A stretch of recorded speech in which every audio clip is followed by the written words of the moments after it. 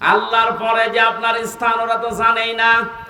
এজন্যই তো বারবার আহ্বান জানাচ্ছে যারা দায়িত্বে আছেন শিক্ষা ব্যবস্থায়, 1 থেকে মাস্টার্স পর্যন্ত 100 মার্কের কোরআনে কারিম কম্পালসারি করে দেন। জীবনেও এ দেশে আর কোনোদিন কিয়ামতের আগে বৃদ্ধাশ্রম তৈরি হবে না। বৃদ্ধাশ্রম তৈরি করা হালাল? হারাম। কি বলেন? প্রকাশ্য হারাম কাজ এটা। কোরআনে যত ব্যাখ্যামূলক শব্দ আমি পেয়েছি, সবচাইতে বেশি শব্দ পেয়েছি মার বাবার নামে। কোন জায়গায় 3টা, 5টা, 7টা, 9টা, 11টা, 13টা, 17টা, 22টা। এত ব্যাখ্যা দুনিয়ায় কারো নামে আমি কোরআনে পাইনি।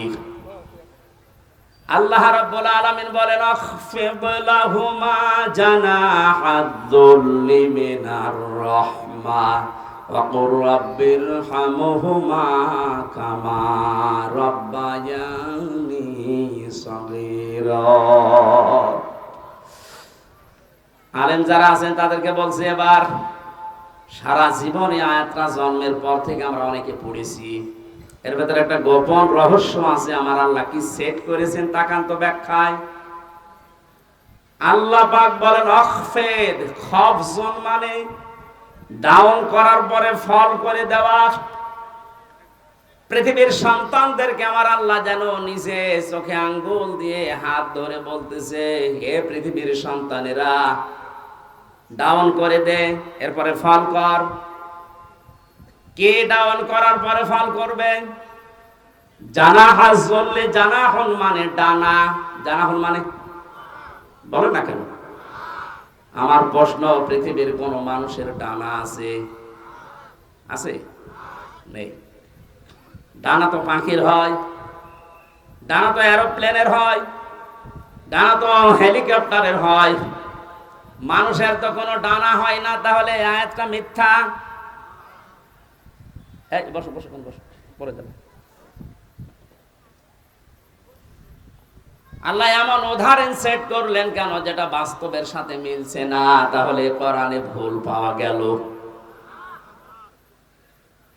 না, মানে আপনার মিলিয়ে দেওয়া লাগবে। আসেন, আল্লাহ পাক পাখির ডানা হাওলাত করে নিয়ে এসে আমারে লাগিয়ে দিয়েছে হামসা। এই যে লাগিয়ে দিলাম, জানাহাজ-যুল্লি মিনার রাহমা।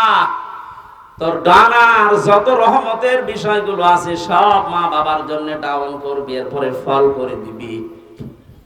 আর এরোপ্লেন থেকে, হেলিকপ্টার থেকে ডানা নিয়ে এসে লাগালেন না কেন? পাখির ডানা দিলেন।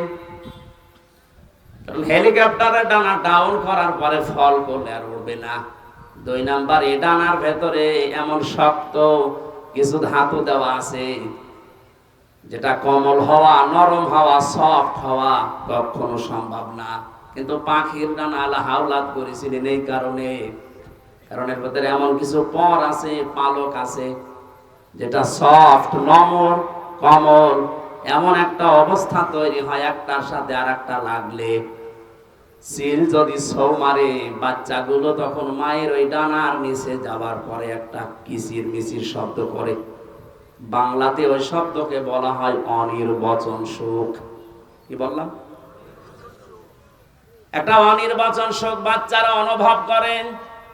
আল্লাহ পাক ঠিক যেন পাখির এই বাচ্চাদের মতো আপনার মার বাবা যতদিন আপনি বেঁচে আছেন, আপনাকে বোঝাতে চেয়েছে, হামজা, তোর মা বাবা যতদিন দুনিয়ায় আছে তারা যেন এই পাখির বাচ্চার মতো একটা সুখ তোর আন্ডারে থেকে পায়।